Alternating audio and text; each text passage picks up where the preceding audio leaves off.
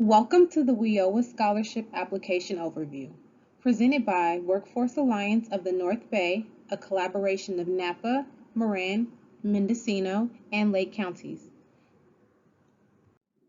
This workshop is made possible by the support of Workforce Alliance of the North Bay, CareerPoint North Bay, America's Job Center of California, Mendocino Private Industry Council, the County of Marin, and County of Napa.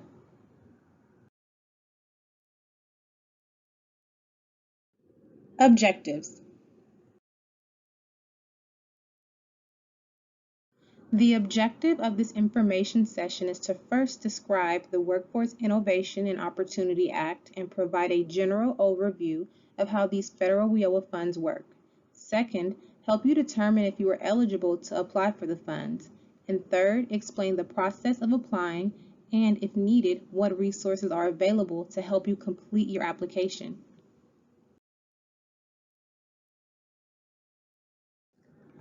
The Workforce Innovation and Opportunity Act.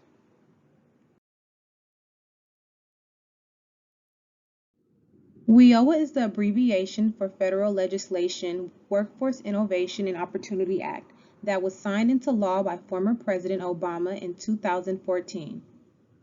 The law reformed an important part of the county's workforce system for the first time in 15 years. Its purpose is to help job seekers gain access to multiple services they might need to be successful in achieving their employment goals in the labor market. Those services included finding employment, connecting to basic education such as GED and training opportunities, and obtaining supportive services to ensure success. It is also a way to match employers with potential workers who have the skills their companies need in order to remain competitive both locally and globally.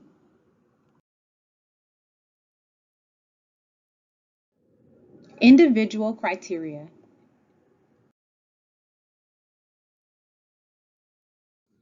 Let's look at the criteria used to determine if you might be eligible to apply to the WIOA program to get help as well as to be considered to receive training funds. There is some basic eligibility along with some specific criteria. Basic eligibility. Who can apply? An applicant must register in the CalJobs system. CalJobs is an internet-based system that is available 24/7.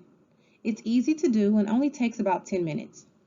If you have ever applied for unemployment benefits, you are most likely already registered in the state system, and it's easy to check. Anyone who is at least 18 years of age, there is no age limit, who has the legal right to work in the United States at the time of application, and males born after December 31st, 1959 must have registered for selective service. Usually in the U.S., males are reminded in their senior year of high school of the need to register between the ages of 18 to 26.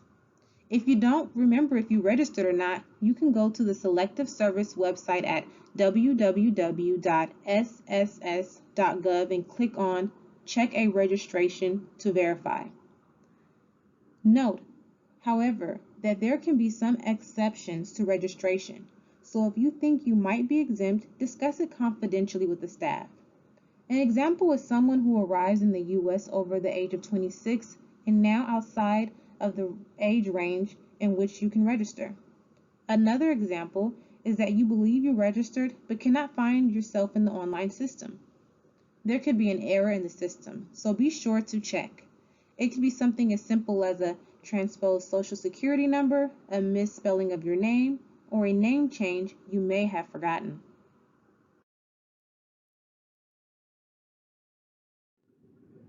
Now let's look at the specific criteria to be able to apply. There are 3 ways to qualify.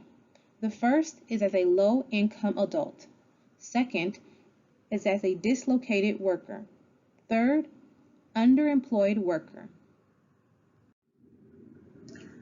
The first is as a low-income adult, 18 or older and has the right to work in the U.S., and if male born after December 31st, 1959, must also have registered for selective service and homeless or receiving public assistance, or gross family income in the last 6 months is less than the following: Certain sources are not counted as income. The amount of income used to determine eligibility is based on the family size, household income, and the ages of dependents. For example, please see the chart. The second category is dislocated worker, which is generally defined as someone who has been terminated or laid off, was formerly self-employed, whose business has had to close, and circumstances where there has been a substantial layoff or company relocation and where the person who has been laid off cannot return to that industry or job. The third category includes underemployed workers. This final category includes people who are working in jobs for which their income does not match their level of preparation. There are many examples and situations to illustrate this idea, but one example is someone with a degree or professional license who is working in a minimum wage retail position. The eligibility criteria for these applicants includes level of income, family size and ages of dependents, household income, and the current sustainable wage level established for your county. You can discuss specific eligibility questions with CareerPoint staff. They use the California Self-Sufficiency Calculator. Another determining factor for eligibility is whether you need a skills increase to obtain employment. In this case, you may have most skills and experience required for a position but lack the latest version of a software program to remain competitive. An example is someone who has been using an AutoCAD design program for a small employer and now needs an update in order to work for a larger company that updates their versions every year. If you have tried to obtain financial aid from other sources and do not qualify, or if the amount you're eligible to receive does not cover all the costs, you may be eligible for WIOA funding if funding is available at the time of your application.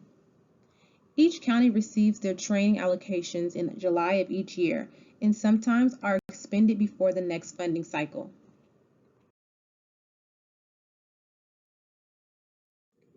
Training program criteria.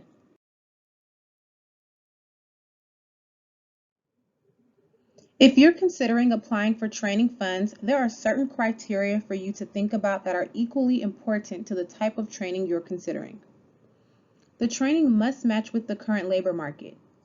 That means that once you finish training, there must be jobs for you to apply for and use your skills. This type of job is called an in-demand occupation within your geographic region. Training must lead to a certificate. It does not include single courses or classes. Training must also result in enabling you to earn a living wage or offer advancement opportunities.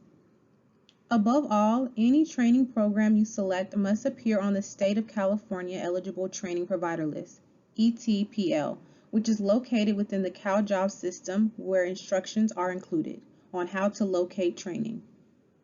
You can pause this presentation to write down the link. Finally, the training should be completed in 2 years or less.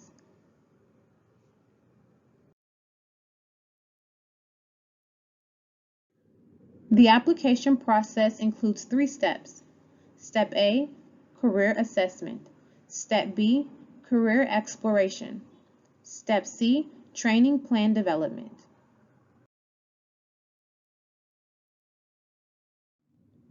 Step A, the career assessment section includes 3 parts. Learning about your interests and skills and values, matching jobs and careers to those interests, skills, and values, and identifying the skills and training you need to achieve your goal. There is an online career assessment workshop that will take you through the steps in Step A. It can be accessed through the link listed on this screen. Go to careerpointnorthbay.org and select Attend Workshops. Once on the website video page, select Career Assessment Workshop from the series of videos.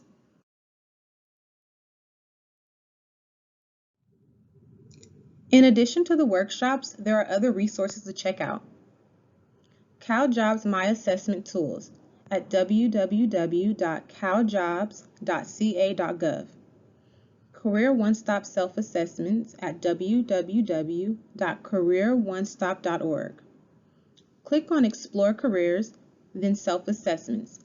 Self-assessments contains tools to determine your interests, skills, and work values. They are short and easy to complete.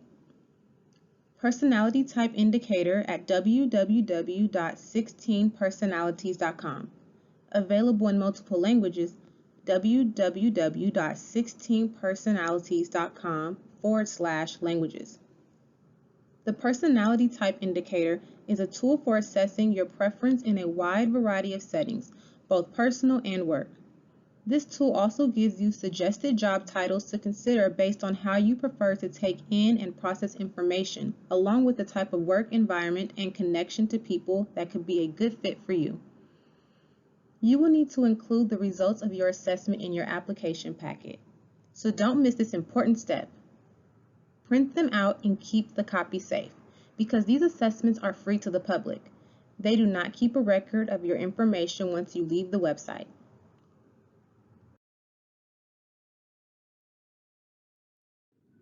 Career exploration. Career exploration reveals where the jobs are in your area, how strong a demand there is for what you're interested in, and what the potential is for advancing in your chosen area as it relates to earnings and advancement in a new career or job. The first link is to EDD's California labor market information. It contains a wealth of data on occupations with projections for growth or decline in different regions. A few of the overall options you can select is information by industry, occupation, geographic region, and projected earnings, to name a few options. The next link is to the Career Pathway Network, an important resource if you want to research a new path or your current one in more detail. It will help you determine how extensively you can develop a career in a particular area of interest. The next, CalJobs website, contains similar information with specific sessions for identifying skills and transferring them from one industry to another, salary data, and for veterans, how the skills obtained in the military transfer to civilian job titles and duties. There's information on a hot job section as well as apprenticeships.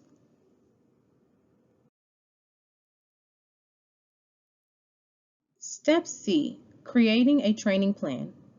This section includes examining training options, training costs, and how to fund them, and finally, whether classroom training or on-the-job training is your better choice. Consider your training options. As part of your application packet, you will compare 2 or more training providers. Consider their accreditation and the curriculum you'll be trained in, what it includes and how extensive it is. Will it suit your needs? For example, who is the training organization and what do they offer? What is the length of the training and its schedule? What is the total cost? Is financial aid available? What kind of support would you receive as a student? Do they offer any tutoring or additional help from instructors? Where do their graduates get hired? Now, consider how you're going to find a training. If you want funding from the WIOA program, the only trainings WIOA is allowed to fund can be found on the California Eligible Training Provider List, ETPL, which is found on the CalJobs website. This image is a screenshot of edd.ca.gov, Eligible Training Provider List. You can search based on location, classroom or virtual training, frequency of training offered, and so forth. If you don't find your particular training on the ETPL, you may find it by using a different keyword. For example, if you can't find Certified Nursing Assistant, the system knows the job as Nurse Assistant.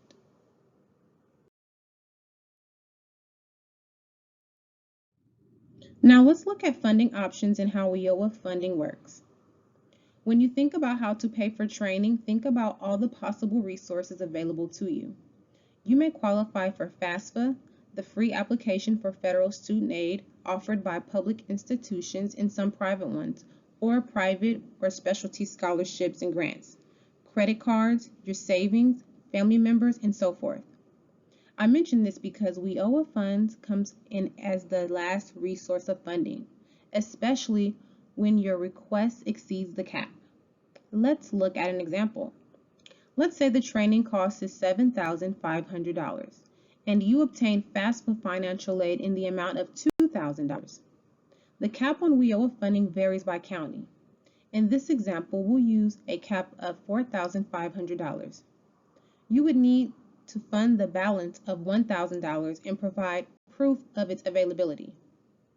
You'll want to check with your county to see the amount available as counties vary.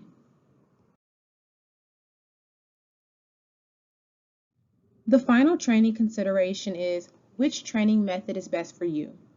You know how you learn best. Do you prefer to be in a classroom where you take notes, use a textbook or online materials, and maybe have study groups with an exam at the end of training? Do you like a lecture and the pace with time to reinforce your learning? There is another option, on-the-job training, which is sometimes called earn and learn. This style of training is great for those who need to continue to earn money while in training. If you're a hands-on learner who does best by doing, this could be a good option for you since you could be working and being paid while in training. And there is no cost to you. WIOA funds are paid to your employer during the training period.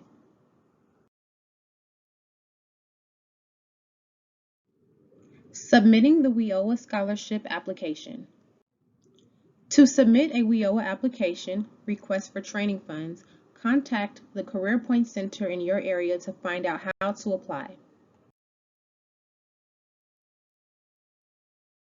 This concludes the workshop on how to apply for WIOA training funds.